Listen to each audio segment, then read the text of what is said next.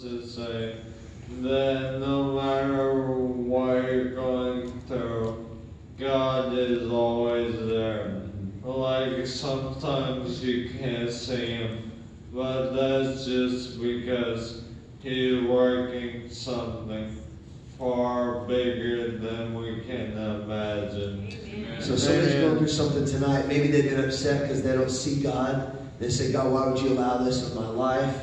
You're telling them that He's there and He loves them. Yeah. And He's got a plan and purpose for their life. What's one final thing you'd like to say? Because I think sometimes, Kev, there's a lot of people like you. Caleb's going through life. Man, he's just kind of being a regular high schooler. And then all of a sudden, bam, your life has changed. There may be somebody here tonight who just doesn't think that something like this could ever happen to them. They don't think that their life could change. What would you say to somebody out there who thinks, this could never happen to me? I would like to say that it could definitely happen to you.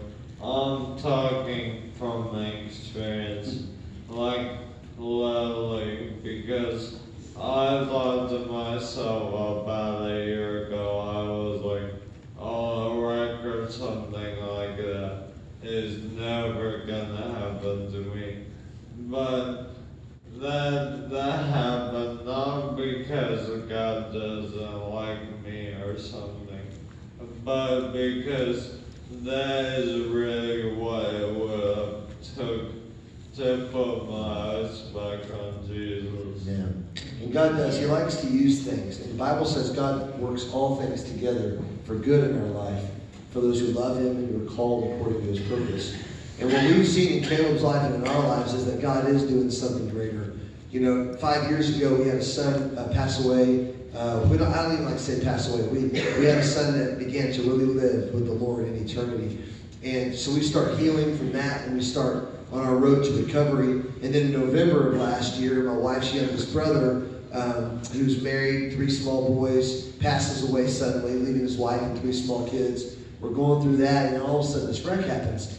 And you can find yourself saying, God, what are you doing? You know, what are you doing? And we've stopped saying, God, why us? And we've started saying, Lord, use us, right? Use us. Because this life is short.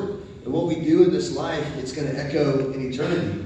And we want to make sure that our lives matter and that they're being used for the glory of God. Let me just say one final thing, okay, Caleb? And then I'm going to turn it over to my dad.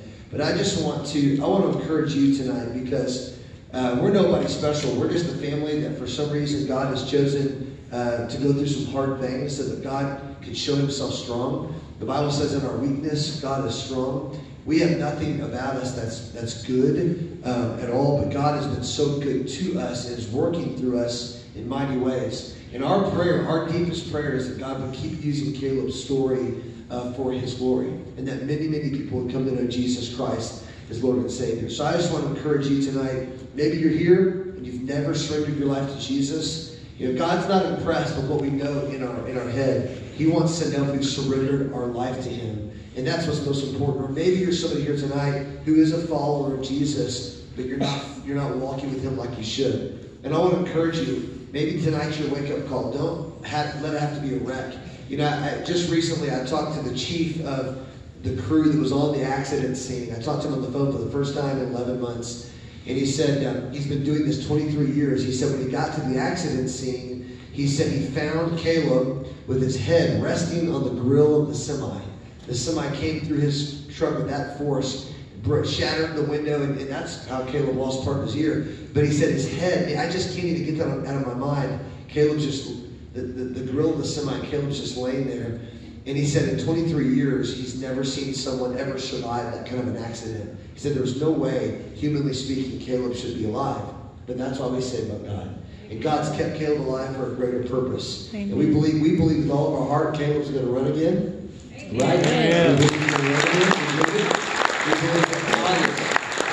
We believe God is restoring him and working a great miracle in him. But the greater thing that God is doing is in his heart and for his good. You get the last word, bro. You get the last word.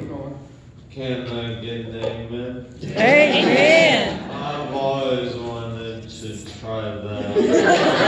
And I'm sorry, but I just had to. You haven't done that in a while. That's good. That's good. I've never done that. It was my first time. Well, you did it at First Newcastle the first day we came back. Anyway, all right. Guys, thank you for letting us be here. I hope Caleb was a blessing to you in his testimony.